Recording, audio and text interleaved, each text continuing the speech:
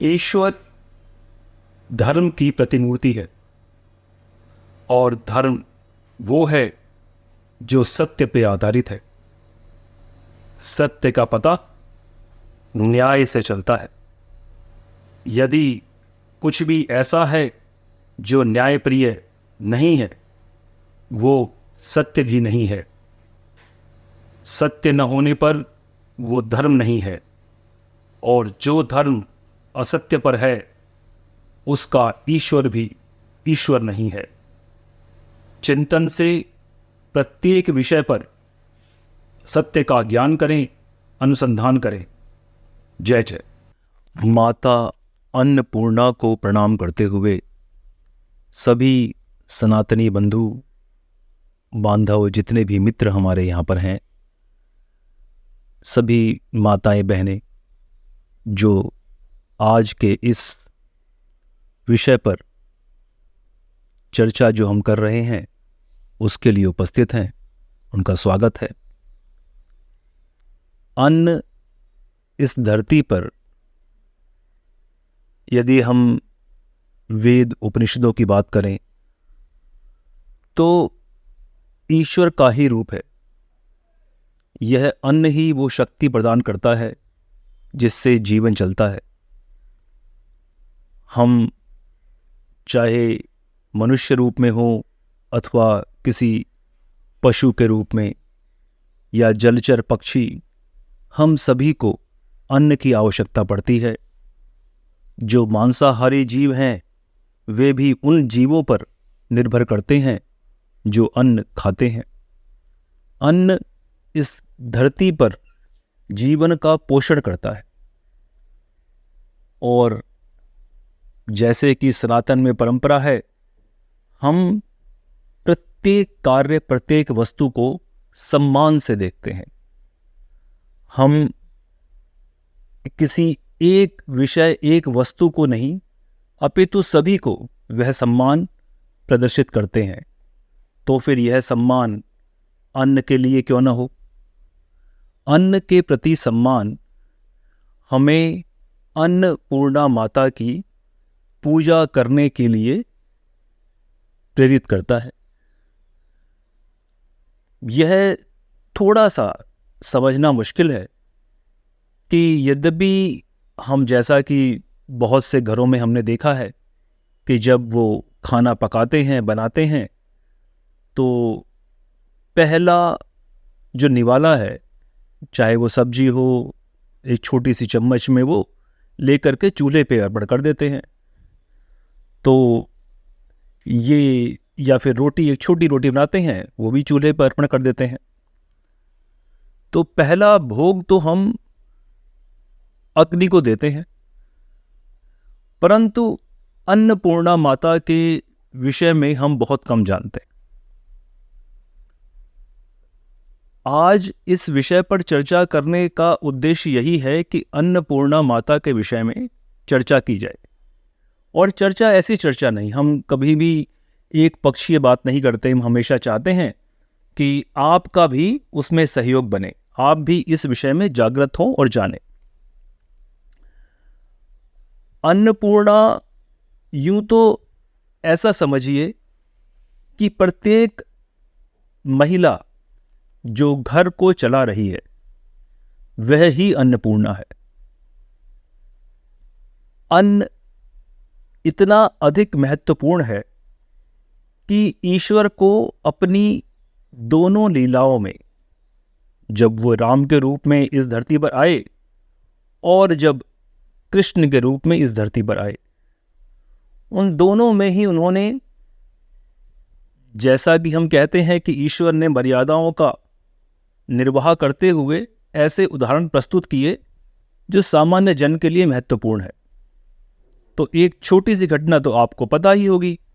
सबरी माता के बेर जब प्रभु राम ने खाए तो हम जानते हैं कि वे इस बात का भी भेद न किया कि वे झूठे हैं अथवा नहीं।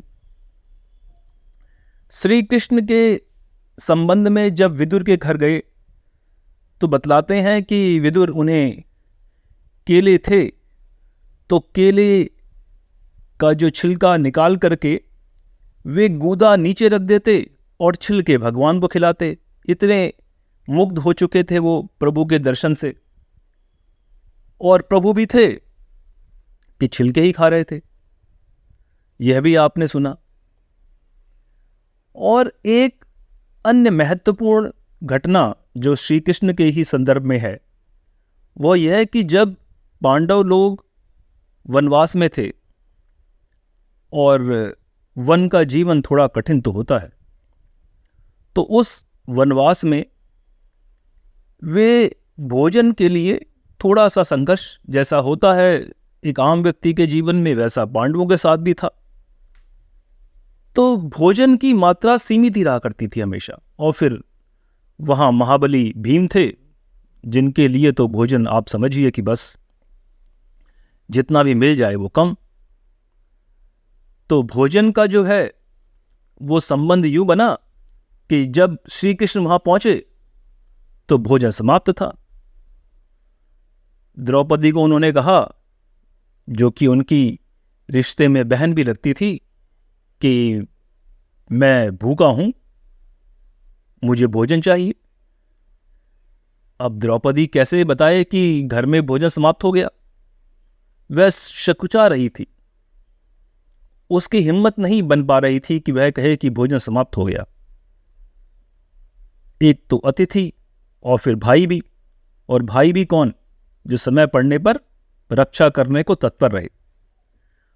ऐसे में द्रौपदी जी ने उनके सामने सकुचाते हुए अपनी समस्या बताई कि कृष्ण भैया, भोजन तो समाप्त है। कृष्ण जी ने कहा, अरे मुझे तो नहीं लगता कि भोजन समाप्त है, दिखाओ तुम्हारी हांडी में क्या है। तो ऐसा उदाहरण है कि जब द्रौपदी ने हांडी दिखाई तो हांडी में एक चावल का सीत कहते हैं, जो पका हुआ चावल होता है, वो वहां पर था। श्री कृष्ण भगवान बोले, अरे यह तो है, तुम तो वैसे ही कहती हो कि भोजन नहीं है। तो भोजन जो है वो मेरे लिए पर्याप्त है।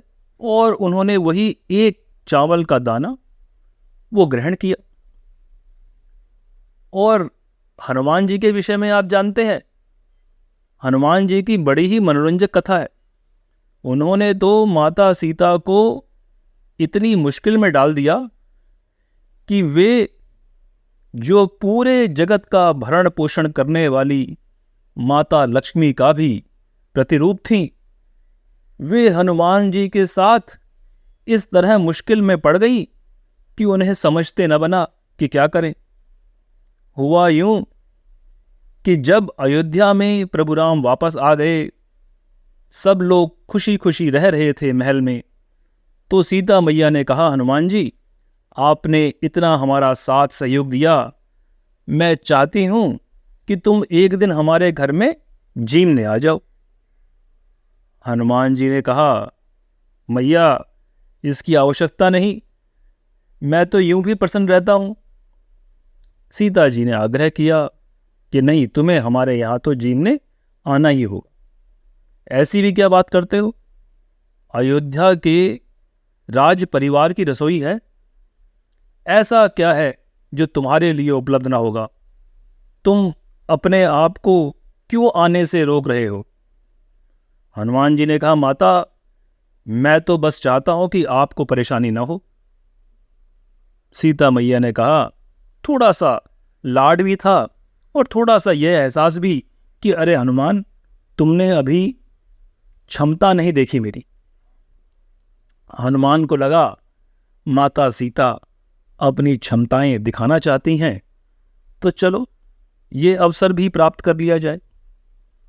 हनुमान जी का तो ये समझिए उस दिन अनंत पाताल की तरह पेट हो गया। वे सारा भोजन खा गए, जितना राजमहल में था वे सारा भोजन खा गए। जितना भी भोजन ग्रहण हो सकता था आसपास के क्षेत्रों से, वे भी खा गए। माता सीता हैरान कि यह क्या हुआ, यह कैसे हो गया? हम लोग जिसे एक साधारण मनुष्य समझ रहे थे, वे वानर नहीं थे। हमारे यहाँ पर यह एक बड़ी बुरी आदत है कि हम जिस प्रजाति को या जिन लोगों को किसी एक वर्ग में बांटते हैं तो उनके अलग अलग चित्र बनाने शुरू करते हैं। हमारे देश में नाग, वानर और दूसरे पशु पक्षियों के सम्मान के स्वरूप कुछ जनजातियां ऐसी रहीं जो उनका अपने आदर्श इष्ट के रूप में पूजन करती थी, और धीरे धीरे उन जातियों को उन्हीं के रूप में जाना जाने लगा। आज भी बहुत सी प्रजातियां, हमारे जनजातियां ऐसे क्षेत्रों में पाई जाती हैं जिनके इष्ट वन के कोई पशु या पक्षी। चलिए, हनुमान जी को तो यही समझते हैं कि वे वानर जाति से संबंध रखते थे, परंतु थे तो वो ज्ञानी मनुष्य। कहा यह गया कि हनुमान जी के त्रास से सीता मैया इतनी व्यथित हुई कि सीधा पहुंची राम की शरण में। राम ने कहा, भाई तुम इस समय यहां पर बड़ी परेशान नजर आ रही हो सीता, कहो क्या समस्या है। सीता मैया ने समस्या बताई। बोला कि हनुमान जी ने तो आकर सारा ही राशन खत्म कर दिया। जितना भी अन्न था अयोध्या का, वो लगता है कि उनके पेट में चला जाएगा तो भी तृप्ति न मिलेगी। प्रभु राम हंसे। उन्होंने तुलसी दल का एक पत्ता तोड़ करके सीता मैया को दिया। बोला, यह दे दो।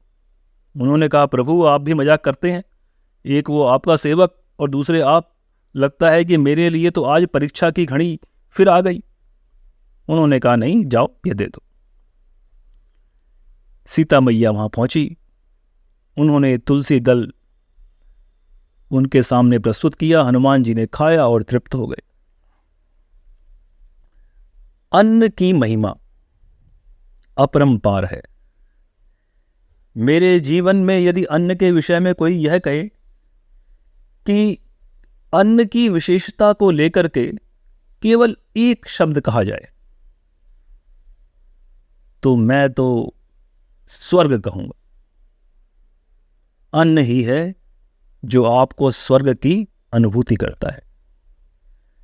आप अन्न खाते हैं, जीवन में तो बहुत से कार्य आवश्यक हैं। आप प्राणवायु को भी ग्रहण करते हैं, जीवन के लिए आवश्यक है। पानी भी ग्रहण करते हैं, यह भी जीवन के लिए आवश्यक है। परंतु जो मजा अन्न आपको देता है, अलग अलग तरह का मजा, नए नए स्वाद में, नए नए प्रकार में, और जो तृप्ति अन्न खा करके मिलती है और प्रतिदिन मिल सकती है। अन्न तो यूं है कि यदि मुश्किल ना भी हो तो भी सुख देता है। पानी तो तभी उसका महत्व पता लगता है जब आप किसी ऐसी जगह हो जहां पर जल न मिल रहा हो, प्यास से मर रहे हो, तो आपको प्यास बुझाने के लिए जैसा भी जल मिले आप तृप्त होते हैं। साधारण समय में आपको जल की तृप्ति नहीं होती। परंतु भोजन वो है कि आप सही प्रकार से जीवन जी रहे हैं, फिर भी यह जब भी आप ग्रहण करते हैं, यदि भोजन स्वादिष्ट बना हो तो वाह, फिर एक स्वर्गिक आनंद आ जाता है। तो स्वर्ग का जो मजा है वो भोजन में ही है। इसके अतिरिक्त कोई ऐसी वस्तु नहीं, कोई ऐसा कार्य नहीं जिसे आप दोहराने के बाद भी नया महसूस करें और तृप्ति हो जाए। वैसे यह बात सुनकर आपको ब्रह्म का ज्ञान हो गया होगा। प्रत्येक बार दर्शन करके नए की अनुभूति हो और आत्मा तृप्त हो जाए। इसीलिए तो भोजन को, अन्न को ब्रह्म का रूप कहा गया है। अन्न का सम्मान करें, उसकी दुर्गति न करें। थोड़ा सा भी अन्न हो उसको सम्मान पूर्वक ग्रहण करें। हो सके तो यदि कोई भूखा है तो उसे खाना खिलाएं, और यदि आप ही वो भूखे हैं जिसे लोग अपने पुण्य बढ़ाने के लिए या दया भाव से भोजन दे जाते हैं तो स्वावलंबी बने, स्वाभिमानी बने। रही मन वे नर मर चुके, जो कहीं मांग न जाए, उनते पहले वे मुए, जिन मुख निक सतनाए। समाज में ऐसे लोग तो हैं जो कमजोर लोगों को मदद करते हैं, परंतु कमजोर बने रहना भी कहाँ तक सही है। मुश्किल स्थिति सबके लिए आती है, परंतु उसमें ही बने रहना, कई कई सालों तक बेचारे बने हुए हो, पूरा जीवन ही बेचारा बन के गुजार लिया, यह भी अच्छी बात नहीं। इस प्रकार आप स्वयं भी नरक में रहते हैं और जो लोग आपकी सहायता करना भी चाहते हैं उनको भी कुछ विशेष पुण्य प्राप्त नहीं होता। तो सदैव बेचारे न बने रहें। थोड़े समय की बेचारगी समझ आती है। यदि आप किसी व्यक्ति को देखते हैं बहुत अधिक समय तक नाकारा ही बना हुआ है, काफी लंबे समय तक, पता लगा कई सालों तक भीख ही मांग रहा है, तो ऐसे व्यक्ति को भी सहायता करना मानवता के प्रति अपराध ही है। परंतु अन्न का सम्मान करें। माता अन्नपूर्णा जो आपके घर में है, यदि वह आपकी माता है तो उनके चरण स्पर्श करें। बहन और अगर बेटी है जो घर में भोजन पकाती हैं, उनको भी स्नेह दें, और पत्नी है तो उन्हें प्रेम करें। अन्नपूर्णा आपके जीवन को पूर्ण करती है। जय जय। चारों वेदों, 10 उपनिषदों के ज्ञाता, महान ब्रह्मनिष्ठ तथा स्वयं ब्रह्मवेद के रचनाकार राकेश प्रसाद पुरोहित जी द्वारा वाचन किया गया यह वृतांत केवल सत्य के विभिन्न रूपों का दर्शन है। सत्य सर्वत्र है। जिज्ञासा से सत्य प्राप्त होता है। दर्शक अपने दर्शन से सत्य को जांचे। सत्य मार्ग का यही आचरण है। नमो ब्रह्म।